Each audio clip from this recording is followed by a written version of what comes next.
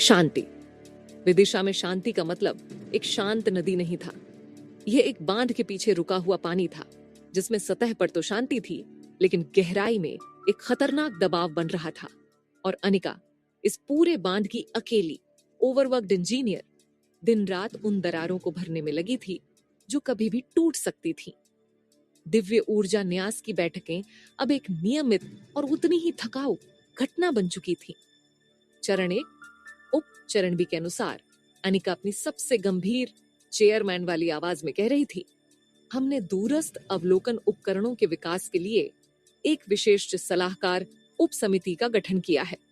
आज हम उस उप समिति के नियम और शर्तों पर चर्चा करेंगे।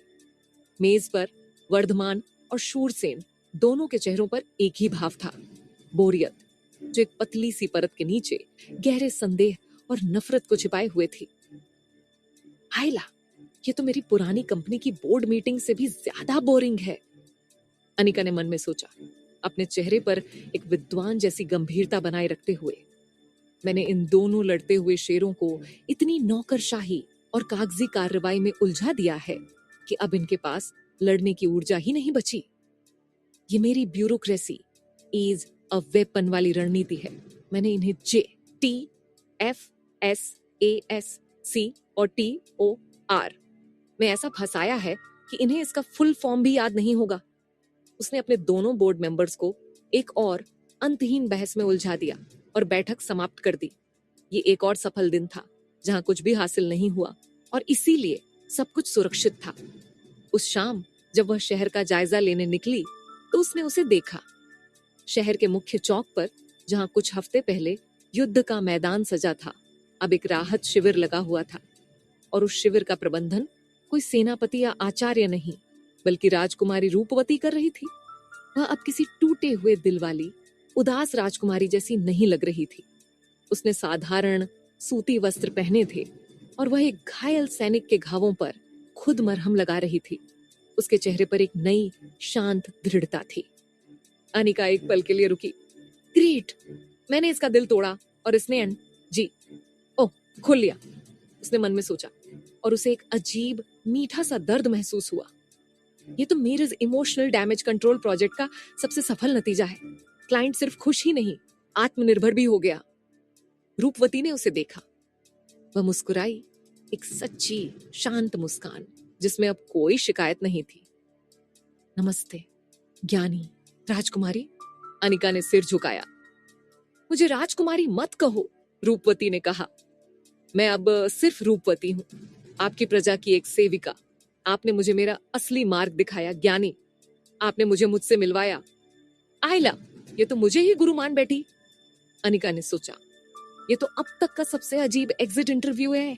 मैंने इसे ब्रेकअप दिया और ये मुझे थैंक यू बोल रही है। मार्ग तुमने खुद ढूंढा है रूपवती, अनिका ने धीरे से कहा। मैंने तो बस एक आईना दिखाया था। वह वहां से आगे बढ़ गया, लेकिन उसे लगा जैसे उसके दिल पर पड़ा एक भारी बोझ थोड़ा सा हल्का हो गया हो। लेकिन एक सीईओ की जिंदगी में शांति के पल बहुत छोटे होते हैं। उस रात अपने कक्ष में उसने फैसला किया कि अब और इंतजार नहीं किया जा सकता। उसे अपने कॉस्मिक बॉसेस से एक प्रोग्रेस रिपोर्ट मीटिंग करनी ही होगी। उसने क्षेत्रपाल का दिया हुआ काला पत्थर उठाया। हेलो कॉस्मिक कस्टमर केयर, उसने अपने मन में एक शरारती विचार के साथ कॉल लगाई। आपकी सीईओ लाइन पर है। मुझे अगले क्वार्टर का टारगेट चाहिए। वह राग अस्त्र का खतरा अभी भी मेरे सिर पर है और आपने कहा था कि उसे निष्क्रिय करने के लिए और भी वस्तुएं हैं। कहाँ हैं वे? कोई मैप, कोई पहेली, या सीधा अमेजन का लिंक भेजोगे? एक पल की खामोशी, फिर क्षेत्रपाल की गहरी शांत आवाज उसके दिमाग में गूंजी। तुम तैयार हो? हाँ, मैं कब से तैयार हूँ। मैं तो अपना बैग पैक करके बैठी हूँ, बस ये बता दो कि जाना कहाँ है। अश्मक का सूर्य पाषाण, क्षेत्रपाल ने कहा। अश्मक? वह तो एक पड़ोसी राज्य है। और सूर्य पाषाण, ये क्या कोई नया आईपैड मॉडल है? ये प्रकाश से नहीं, सत्य से चमकता है। क्षेत्रपाल की आवाज में एक पहेली थी। ये झूठ को उजागर करता है, भ्रम को तोड़ता है। यह राग अस्त्र के धोखे का सबसे बड़ा शत्रु है। ठीक है, समझ गई। एंटी वायरस सॉफ्टवेयर है, मिलेगा कहाँ? वह वहां छिपा है जहां ज्ञान की पूजा भी होती है, और उसे डर भी लगता है। कनेक्शन कट गया। अनिका ने अपनी आंखें खोली। उसका दिमाग एक सुपर कंप्यूटर की तरह उस पहेली को प्रोसेस कर रहा था। ज्ञान की पूजा, और उससे डर भी। ये तो किसी पुस्तकालय की बात हो रही है, एक ऐसा पुस्तकालय जो किसी मंदिर की तरह पवित्र हो। उसने परिषद के विशाल मानचित्र को अपने मन में याद किया। अश्मक राज्य और वहां का प्रसिद्ध प्राचीन महाज्ञान मंदिर, एक ऐसा स्थान जो एक पुस्तकालय भी था और एक मठ भी, और जहां के नियमों के अनुसार किसी भी बाहरी व्यक्ति का प्रवेश वर्जित था। वॉट लग गई। अनिका ने अपना सिर पकड़ लिया। तो ये है मेरा अगला प्रोजेक्ट, उसने अपने खाली कमरे में फुसफुसाते हुए कहा। ऑपरेशन लाइब्रेरी में घुसपैठ। वह जानती थी कि उसे विदिशा छोड़ना होगा। उसे एक ऐसे राज्य में जाना होगा जहां वह एक अजनबी होगी, और उसे यह सब अपने दोनों एक दूसरे से नफरत करने वाले बोर्ड मेंबर्स से छिपाकर करना होगा। ये सीईओ की जॉब, उसने गहरी सांस लेते हुए सोचा। दिन और भी ज्यादा मुश्किल होती जा रही है। लगता है अब मुझे अपने रिज्यूमे में गुप्त जासूसी और प्राचीन मंदिरों में सेंधमारी को भी अपनी स्किल्स में जोड़ना पड़ेगा। अध्याय 74, एग्जिट इंटरव्यू और एक इम्पॉसिबल ट्रैवल प्लान। एक सीईओ के रूप में अनिका ने सीखा था कि सबसे बड़ी चुनौती एक नया प्रोजेक्ट शुरू करना नहीं, बल्कि उस प्रोजेक्ट को शुरू करने के लिए अपने बोर्ड ऑफ डायरेक्टर्स से छुट्टी लेना होता है। और इस समय वह अपने जीवन के सबसे मुश्किल लीव एप्लीकेशन की योजना बना रही थी। आयला, वॉट लग गई। वह अपने कक्ष में किसी पिंजरे में बंद शेरनी की तरह टहल रही थी। ये तो उस सिचुएशन जैसा है जहां आपको अपने राइवल की शादी में गोवा जाना है और आपको अपने बॉस से छुट्टी लेनी है। आप सच तो बता नहीं सकते, तो आपको एक ऐसी झूठी कहानी बनानी पड़ती है जिसमें आपकी नानी की मौसी की बेटी की देवरानी बीमार हो। यहाँ तो मुझे एक पूरे राज्य से छुट्टी लेनी है, और मेरे बॉस, वे तो एक दूसरे को ही बीमार करने पर तुले हैं। उसका नया प्रोजेक्ट था ऑन ऑपरेशन। लाइब्रेरी में घुसपैठ, डेस्टिनेशन पड़ोसी राज्य अश्मक, लक्ष्य सूर्य पाषाण नामक एक एंटीवायरस सॉफ्टवेयर को ढूंढना, और सबसे बड़ी बाधा उसे विदिशा से गायब होना था, वह भी बिना किसी को बताए कि वह क्यों और कहां जा रही है। यह असंभव है, उसने फुसफुसाते हुए कहा। वर्धमान और शूरसेन, उसके 2 अड़ियल बोर्ड मेंबर्स, उस पर किसी बाज की तरह नजर रखे हुए थे। उसका हर कदम, हर फैसला उनकी सूक्ष्म जांच के दायरे में था। अगर वह अचानक तीर्थ यात्रा पर निकल गई तो वे दोनों इसे एक साजिश समझेंगे। मुझे एक बहाना चाहिए, उसने सोचा। एक ऐसा बहाना जो इतना भव्य, इतना दिव्य और इतना फायदेमंद लगे कि वे दोनों मुझे जाने से रोक ही ना पाए। मुझे इस सीक्रेट मिशन को एक ऑफिशियल बिजनेस ट्रिप की तरह पेश करना होगा। उसने अपनी कॉर्पोरेट बुद्धि का इस्तेमाल किया। वह इस समस्या को एक दुश्मन की तरह नहीं, बल्कि एक अवसर की तरह देखेगी। वह उनकी अपनी बनाई हुई कमेटी दिव्य ऊर्जा न्यास का ही इस्तेमाल करेगी। उसका दिमाग एक शानदार और उतनी ही दुस्साहसी योजना बुन रहा था कि तभी उसके कक्ष का दरवाजा किसी ने खटखटाया। ये लावण्या थी। मैं शहर से बाहर अपने शिविर में लौट रही थी, उसने कहा, लेकिन जाने से पहले मैं आपसे मिलना चाहती थी। Oh great, exit interview, Anika ने मन में सोचा।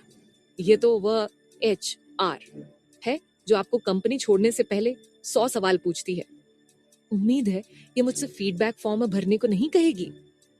आप कुछ परेशान लग रहे हैं ज्ञानी, लावण्या ने कहा। उसकी आंखों में वही भेदने वाली एक्सरे जैसी नजर थी। पिछली बार जब आप इतने परेशान थे तो आपने एक युद्ध रोक दिया था। इस बार आप क्या करने की योजना बना रहे हैं? अनिका हंस पड़ी। मैं हमेशा योजना नहीं बनाता लावण्या, कभी कभी मैं बस समस्याओं का जवाब देता हूं। और अब समस्या क्या है? अनिका ने उसे देखा। वह उसे सच नहीं बता सकती थी, लेकिन वह उससे झूठ भी नहीं बोलना चाहती थी। वह एक पल के लिए रुकी और फिर उसने एक आधा सच कहा।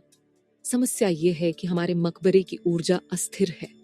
उसे स्थिर करने के लिए हमें एक ऐसे ज्ञान की आवश्यकता है जो विदिशा में नहीं है। लावण्या की भौहें तन गई। तो आप ज्ञान की खोज में जाएंगे? शायद, अनिका ने अस्पष्ट सा उत्तर दिया। लावण्या उसके करीब आई। याद रहे ज्ञानी, उसने धीरे से कहा। उसकी आवाज में एक अनकही चेतावनी और एक अनकही चिंता थी। अब आप सिर्फ एक ज्ञानी नहीं हैं, आप इस शांति के प्रतीक हैं। अगर आपको कुछ हो गया तो यह नाजुक समझौता टूट जाएगा। मतलब सीईओ अगर छुट्टी पर गया तो कंपनी डूब जाएगी, अनिका ने सोचा। ये तो सीधा सीधा इमोशनल प्रेशर है। मैं सावधान रहूंगा, उसने कहा। लावण्या एक पल के लिए रुकी, जैसे वह कुछ और कहना चाहती हो, लेकिन फिर वह चुपचाप मुड़ी और चली गई। उसकी यात्रा ने अनिका के संकल्प को और भी मजबूत कर दिया था। उसे जाना ही होगा। अगले दिन उसने दिव्य ऊर्जा न्यास की एक और आपातकालीन बैठक बुलाई। जब वर्धमान और शूरसेन मेज पर अपनी अपनी जगह पर बैठे तो अनिका ने अपनी सबसे बड़ी परफॉर्मेंस दी। हे न्यास के सम्मानित सदस्यों, उसने एक गंभीर भविष्यवक्ता जैसी आवाज में कहा, पिछली रात मुझे एक गहरा महत्वपूर्ण दर्शन हुआ है। वर्धमान और शूरसेन दोनों के कान खड़े हो गए। दर्शन में मैंने देखा कि हमारे मकबरे की ऊर्जा एक बीमार हृदय की तरह धड़क रही है। उसने अपनी कहानी बुननी शुरू की। उसे स्थिर करने के लिए उसे एक साथी हृदय की आवश्यकता है, एक ऐसी ऊर्जा जो उसके साथ लय में हो। और वह ऊर्जा उसने एक नाटकीय मौन के बाद घोषणा की, पड़ोसी राज्य अश्मक के प्रसिद्ध सूर्य पाषाण में है। कमरे में एक जिज्ञासु खामोशी छा गई। ये सूर्य पाषाण, अनिका ने कहना जारी रखा, एक प्राचीन दिव्य कलाकृति है जो अश्मक के महाज्ञान मंदिर में सुरक्षित है। यह न केवल हमारी ऊर्जा को स्थिर कर सकता है, बल्कि अश्मक के साथ हमारे संबंधों को भी मजबूत कर सकता है। यह एक आध्यात्मिक गठबंधन होगा जो विदिशा को पहले से कहीं ज्यादा शक्तिशाली बना देगा। ये एक शानदार पिच थी। मैंने इस सीक्रेट जासूसी वाले मिशन को एक इंटरनेशनल स्पिरिचुअल अलायंस और टेक्नोलॉजी ट्रांसफर वाली डील की तरह पेश कर दिया है। वह मन में मुस्कुराई। शूरसेन, जो हमेशा राजनीतिक गठबंधनों के पक्ष में था, को यह विचार आकर्षक लगा, और वर्धमान, जो हमेशा और ज्यादा शक्ति और ज्ञान का भूखा रहता था, की आंखों में एक लालची चमक उभरी। लेकिन शूरसेन ने आपत्ति जताई। अश्मक का महाज्ञान मंदिर तो अभेद्य है। वे किसी बाहरी व्यक्ति को प्रवेश की अनुमति नहीं देते। वे एक साधारण व्यक्ति को अनुमति नहीं देते, अनिका ने अपना अंतिम सबसे बड़ा पत्ता खेलते हुए कहा। लेकिन वे विदिशा के दिव्य ज्ञानी और इस न्यास के अध्यक्ष को मना नहीं कर सकते। मैं स्वयं इस आध्यात्मिक राजनयिक मिशन का नेतृत्व करूंगा। उसने दोनों को देख। मैं आप दोनों की अनुमति चाहता हूं कि मैं विदिशा के प्रतिनिधि के रूप में इस महत्वपूर्ण यात्रा पर जा सकूं। ये एक ऐसा प्रस्ताव था जिसे अस्वीकार करना लगभग असंभव था। उसने उनके लालच और उनकी राजनीतिक महत्वाकांक्षाओं दोनों को एक ही धागे में पिरो दिया था। वर्धमान और शूरसेन ने एक दूसरे को देखा।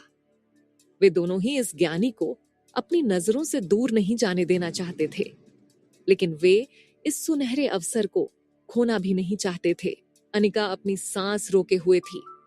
उसकी पूरी योजना, उसका पूरा भविष्य उनके अगले शब्दों पर टिका था।